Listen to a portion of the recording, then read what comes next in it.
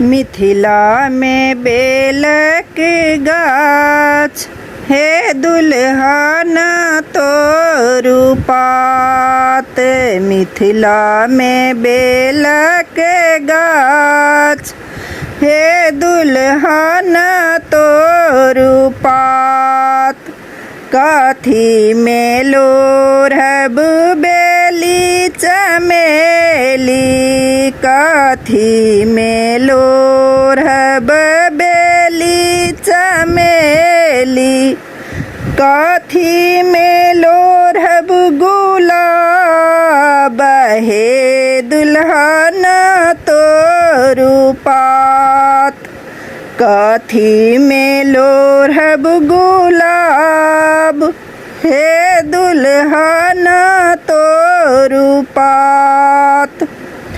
डाली में लोढ़ब बेली चमेली, डाली में लोढ़ब बेली चमेली, साजी में लोढ़ब गुलाब हे दुल्हन तोरू पात।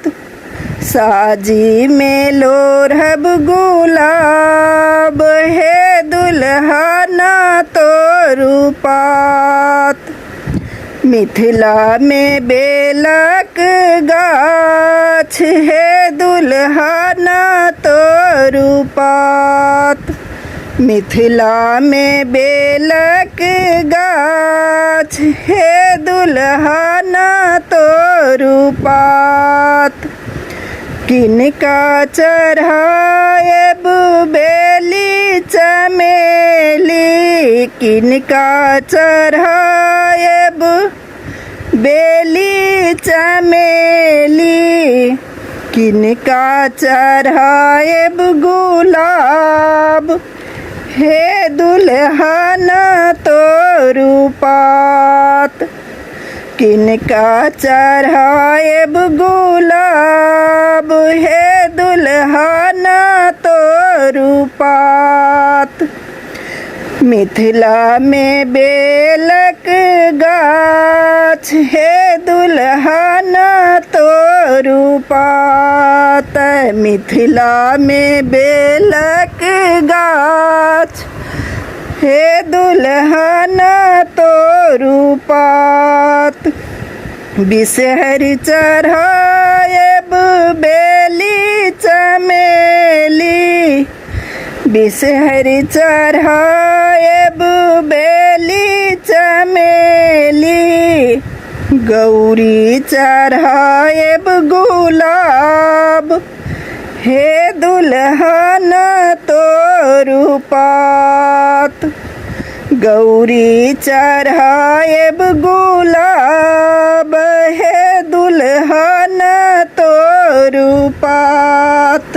मिथिला में बेलक गाछ हे दुल्हन तोरू पात। मिथिला में बेलक गाछ हे दुल्हन तोरू पात।